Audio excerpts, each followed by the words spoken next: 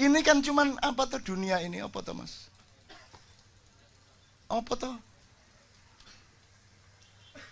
Wah ini tak dawakno iso guyu kekel aku. Tak nyoba dikit ya.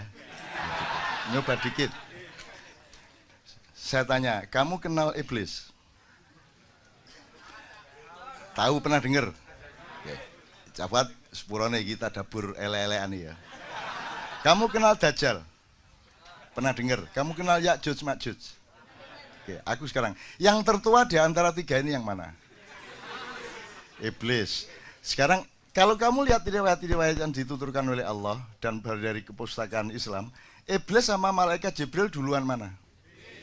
Iblis. Dia paling senior di antara para malaikat. Ya toh? Siapa yang lebih senior dari Iblis? Nur Muhammad. Muhammad ketika belum bertajalli atau mewujud menjadi Muhammad bin Abdullah melalui ibunya dan bapaknya. Tapi dia masih berupa gelombang dan cahaya, kan begitu kan? Oke. Nah, Ya'juj Ma'juj itu lahirnya kapan? Dajjal itu ya mesti ae kon gak ro. Wong kon jumlah rambutmu ro? Ro, piro jumlah rambutmu? Aku ro persis. Jumlah daun di pohon itu persis dengan jumlah rambutnya. Gak percaya menek hitungan. Ya ngono Abu Nawas. Oke, tak terusin dikit. Ini saya ngomong soal usia tadi loh. Jadi selama 700 tahun itu 700 jadi gini. Nah, Iblis sudah tahu ya. Sebelum ada Adam jauh. Gitu ya. Kan Anda tahu Adam dibikin tapelnya itu fisiknya itu dari tanah liat. Nah, tanah liat ini yang paling mudah dicari di mana?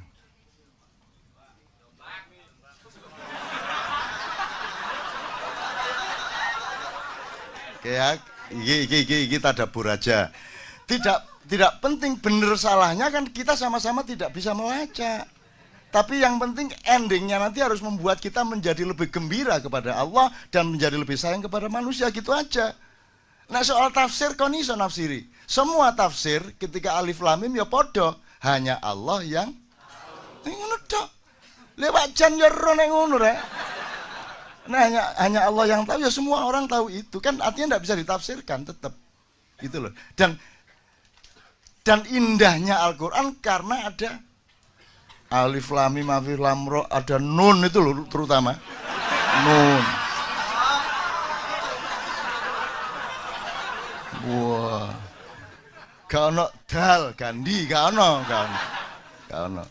Jadi gini, jadi teman sekalian, kalau Dajjal itu kan dikenal setelah ada informasi atau cerita-cerita dari para nabi, terutama Rasulullah.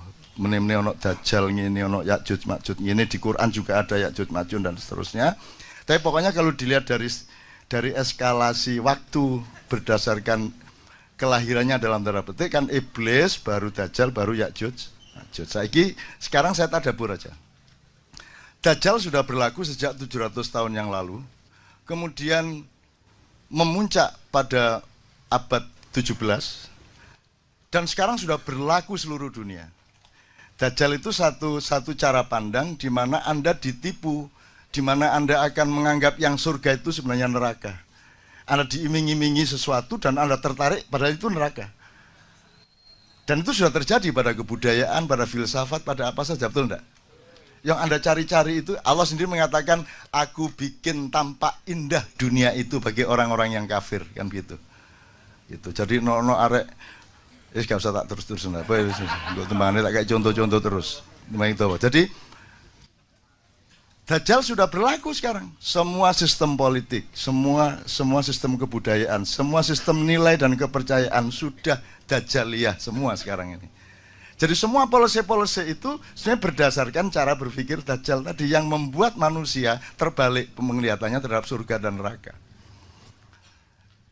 Anda sekarang ini takut nggak sama neraka menurut Anda? Wong Indonesia ini. Bener takut apa tidak? Tidak takut-takut amat toh. Kan sibuk sama ingin ke surga. Dan yang disebut surga itu pokoknya kan duwe lomah lebih besar, bojo luwih ayu dan akeh. Ngono ta sing dibayangno. Jadi aspirasi orang kebanyakan tentang surga itu aspirasi materialisme. Gitu ya. Jadi bayanginnya tetap bayang materialistik gitu loh. Padahal surga itu enggak gitu sama sekali. Aku rodok riset iki. Wakeh. Yang paling gampang kan Allah mengatakan surga ada 4. Ada 4. Terus warnanya hijau tua gitu ya. Terus nanti Anda punya bawahan yang namanya sesuatu yang mengalir, yang disebut sungai. Sungai itu tidak pada airnya, tidak pada apa namanya, tanahnya, tidak pada suket-suketnya, tapi pada alirannya, betul enggak? Kalau ada sungai tidak ada airnya, kamu mengatakan itu sungai kok enggak ada airnya. Jadi sungainya bukan air. Jadi pada apa sungainya itu? Pada sesuatu yang mengalir, sifat aliran itu. Dan kamu membawai mintah tihal anhar. Di bawahnya ada sungai yang mengalir. Jadi kamu di atasnya. Jadi kamu itu pemerintahnya sesuatu yang mengalir. Jadi kamu bisa mengalirkan sesuatu, kehendakmu, semua segala macam. Nanti kamu skenario sedemikian dan tercapai. Dan bedanya dengan yang membuat kita tidak bisa paham surga sampai hari ini adalah kalau di dunia surganya seseorang bisa merupakan neraka bagi orang lain. Ada kamu beli motor baru, itu neraka bagi tetanggamu, betul enggak? Betul enggak? Yang satu kawin, mengawini cewek, neraka bagi laki-laki yang tidak mencapai cewek itu. Itulah dunia. Di surga tidak. Di surga kata Allah kita terpenuhi semua yang kita inginkan, tapi tidak ada konflik. Bahkan ada ayat mereka berebut gelas, tapi tidak ada pertengkaran dalam perebutan itu, dan seterusnya lah, macam-macam gejala-gejala surga itu. Saya ingin mengatakan ini kepada Anda semua, untuk supaya Anda itu jangan terlalu bingung-bingung amat melihat keadaan ini. Indonesia itu tidak ada kan tidak ada apa-apa. Dunia tidak ada ya apa-apa toh mas. Kamu pikir Anda cuma hidup sekali? Bagaimana kalau nanti dihidupkan lagi? Iki tak tekati loh ini, awas ngonek. Ya Allah, semua jamaah KC tolong hidupkan lagi sesuai dengan ayatmu. Allah mengatakan enggak, bukan itu. Kenapa kamu ingkar kepada Allah, kata dia, padahal dulunya kamu mati. Gitu kan kalimatnya, dulunya kamu mati. Kalau dulunya mati, sebelum mati hidup apa enggak? Berarti sekali ya, sekali ya. Dulunya kamu mati berarti kita tarik ke belakang, berarti sebelum mati tadi kan hidup, berarti satu kali hidup, satu kali mati. Padahal dulunya kamu mati, kemudian aku hidupkan lagi, berarti 2 kali. Kemudian aku matikan lagi, 2 kali hidup, 2 kali mati. Kemudian aku hidupkan lagi di surga. Di ayat ini tok aja Anda hidup 2 kali, baru di surga. Yang neraka lah nek kono. Tapi dengan catatan rokok yang saya bilang itu omongannya Dajjal. Kan gitu. Jadi kalau omongan saya, Anda surga. Bahwa surga keberatan sama Anda butuh tanggung jawabku. Ya ngono ya, sing seger mikirnya ya rek ya. Oh nek kon gak duwe kesegaran ngono, wis gak enak uripmu ya, sing seger. Oke. Jadi teman-teman sekalian, Dajjal sudah berlaku. Jadi pertama ketika ada penghancuran Inkamaya, penyebaran perampok-perampok dari barat ke selatan dan ke timur sampai ke Amerika Latin, ya, di laut-laut di mana Mojopahit jadi gugup, Demak jadi gugup, semua sampai terjadi ada 4 tahun kosong di mana Sunan Kalijogo memimpin penimbunan kekayaan-kekayaan yang sampai sekarang belum ditemukan dan seterusnya. Ini dia tahu persis. Iki rodok ponakane Gajah Mada. Cuman Gajah Mada takoni sapa iku? Sapa iku? Malah gak ero kok. Gak sampe kenal aku nek raine dipadak-padakno karo aku ngono iku. Iya, guyon ya Mas ya, tapi serius ya. Ada hadiah buat 27 Mei tentang iya, tenang aja, aja kuwatir engko tak lamarno nang Gajah Mada. Beliau-beliau itu kita cinta kok. Kita ngomong macam-macam cinta kok. Cinta itu kan ukurannya tidak pada epistemologi, ukurannya pada niat. Vibrasi apa namanya? Cintanya itu gitu. Oke. Iki tak persingkat, Rek. Dajjal sudah berlaku. Ya. Sampai kemudian ada yang namanya masa pencerahan, Renaissance, Aufklärung dan seterusnya. Itu puncak ilmunya Dajjal.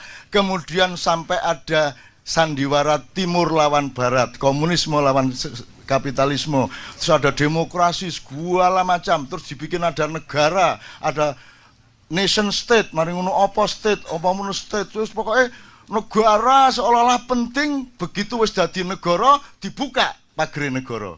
Sekarang MEA masuk semua sini, masuk semua loh. Jarit negara. Jadi kita diombang-ambingkan, ya. Dan di puncak suksesnya Dajjal itu secara alam pikiran sudah, intelektual sudah, spiritual pun sudah.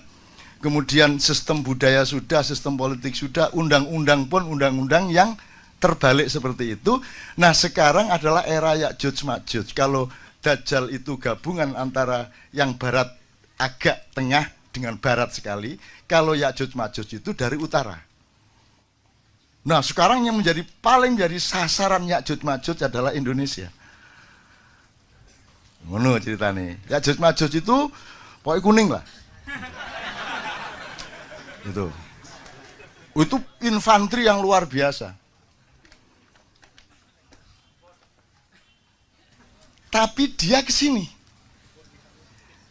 Tadi ingat tak pertanyaan saya? Di mana Israel disuruh cari tanah liat?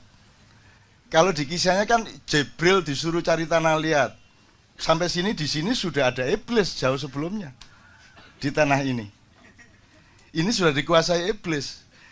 Ini dari berbagai macam wacana. Jadi sebelum Adam datang, di sini sudah dikuasai iblis. Gitu loh. Karena iblis langsung lari, begitu diibliskan, karena la yasjud itu tidak tahu sujud, dia langsung diusir ke sini. Jadi ketika Jibril mau ambil tanah liat, dihalangi sama iblis, Jibril lari. Mikael lari, terus Israfil lari, tinggal Israel. Israel memakai ilmunya iblis. Itu iblis itu pinter. Ini sebelum Israel ya, sebelum Israel tak terus. Iblis itu dia ingin melaksanakan ayat Allah bahwa Allah itu menciptakan khalifah di bumi, betul enggak? Iki gimana kok ditaruh di surga ya Adam ya apa? Di bumi fil ate. Ini jailun fil ardi khalifah. Lah kok ditaruh di surga? Salah ini, tidak taat sama Allah. Akhirnya iblis berusaha. Bagaimana caranya memindah Adam dari surga ke bumi? Bener nggak yang dilakukan? Nah, ya lumayan. Ya, jangan aja pecah dasar. Nah, cara dia masuk surga itu gini, surga itu dijaga oleh seekor naga yang sangat besar. Kepalanya di depan pintu surga, badannya di dalam surga. Nah, caranya iblis masuk surga itu, dia nunggu menguap si naga ini. Begitu naga menguap, iblis bleng masuk. Kemudian menjalani lorong yang panjang di perut dan di badan naga itu, kemudian menunggu naga beol. Begitu beol, iblis ikut. Dan begitu keluar dari duburnya naga, dia sudah ada di dalam surga. Baru dia cari Adam. Tapi dia dihalangi oleh burung merak yang sangat banyak di surga. Yaitu pasukan-pasukan kavaleri dan infanterinya Allah untuk menjaga setiap zona surga. Maka akhirnya iblis acting. Dia beli serban. Beli serban. Loh iki temenan iki. Jenggotnya dipanjangkan. Terus dia ambil buah apa itu, disuduk-suduk terus jadi tasbih. Terus katoke diunggahno. Loh ini serius sih. Ini serius ini. Nah, akhirnya si iblis ini menemui Adam di dalam kostum malaikat. Gitu. Adam hormatkan loh, ini malaikat siapa ini? Oh Kanzul Jannah, bendaharawan surga, al-khashi, ar-raqi, as-sajid, tafadhalu. Itu dihormatilah oleh Adam. Dan semua bangsa Indonesia sekarang adalah Adam yang didatangi oleh